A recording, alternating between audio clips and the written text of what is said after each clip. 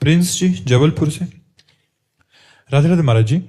महाराज जी, जब आप गंगा किनारे रहते थे तब आपको कई दिन तक भूखे रहना पड़ता था, फिर भी आप शरीर से बहुत बलवान थे ऐसा बताते हैं। हम दिन भर खाते रहते हैं महाराज जी, फिर भी दुबले पतले से हैं हमारे। इसका क्या कारण है? हम प्रसन्न रहते हैं।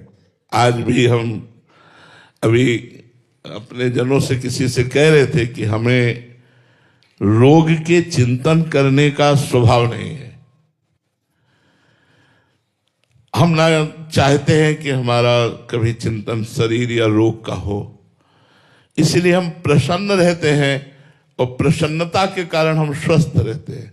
भयानक रोग होने पर किडनी फेल है, रोज डायलिसिस हो रहा है, और पर हम एक अपने को स्वस्थ मानते हैं, हम बीमार नहीं मानते।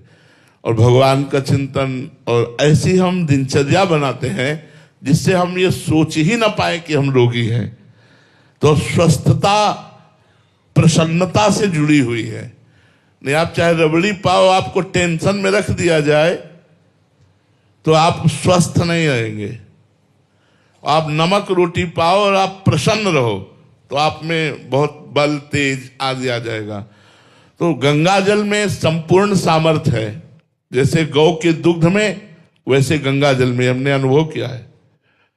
गंगा जल में वो सब पोषक तत्व हैं जिनसे आदमी मरेगा नहीं और पौष्टिक बलवान होकर के चलेगा। 2-4 दिन थोड़ा नए नए में लगेगा ऐसा, पर अभ्यास करने पर, जैसे नर्मदा जी हैं, गंगा जी हैं, इनके जल में पोषक तत्व है जो हमें चाहिए जीवन जीने के लिए, वो उसमें है।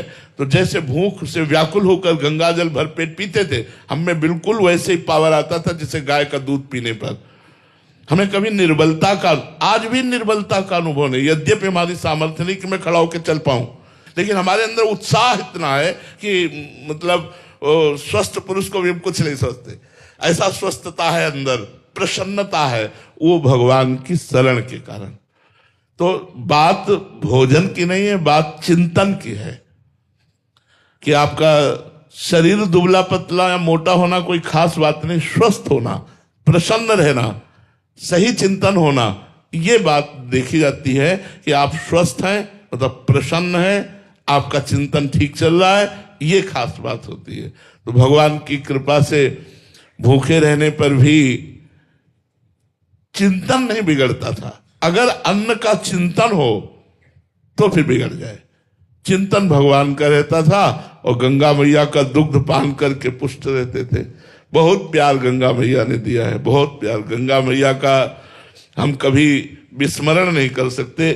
जब गंगा जी की याद आती तो बस जैसे माँ, ऐसे हमारी गंगा जी थी। गंगा जी ने हमें पोषण, ज्ञान, वैराग्य, भक्ति सब मार्ग से पुष्ट किया गंगा मैया ने।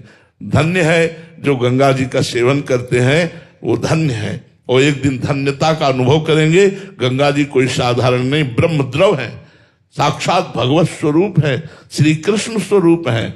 भगवान शंकर ने अपने मस्तक पर इसीलिए धारण किया। गंगा जी अपार महिमा युक्त है। तो गंगा जल पीने मात्र से ऐसा बल। अब तो लगभग 28 वर्ष 29 वर्ष हो गए होंगे गंगा जी की धारा नहीं देखी, क्योंकि वृंदावन खंडवास और वैसी दिनचर्या है। पर मन कभी कभी व्याकुल होता है। वो गंगा के किनारे का दृश्य जो है वो हृदय को चुराता है कि यार क्या जीवन था, किसी से कोई संपर्क नहीं, कोई मतलब नहीं, आकाश वृत्ति से जो मिल गया खाया नहीं, गंगा किनारे पड़े, हर समय भगवदानंद में डूबे। ये कोई सत्य वस्तु नहीं है, आप सच्ची मानिएगा। ये सब माया का प्रपंच है और यहां कोई प्यार करने वाला नहीं मिला मुझे आज तक संसार में। पाए जान जगत में सब जन कपटी कुटिल कलयुगी टंचु। सामने कहेंगे मैं आपका, और पीछे यही बात कितने से बोले हुए हैं। सामने ऐसा प्रदर्शन करेंगे, पीछे क्या है। तो सत्य वस्तु भगवान में चित्त लगाने से हर समय मन प्रसन्न रहता है और शरीर के दुख सुख का प्रभाव नहीं पड़ता। इसलिए आनंद में जीवन हो जाता है, परमानंद में जीवन हो जाता है जो भगवान के चिंतन में रहता है।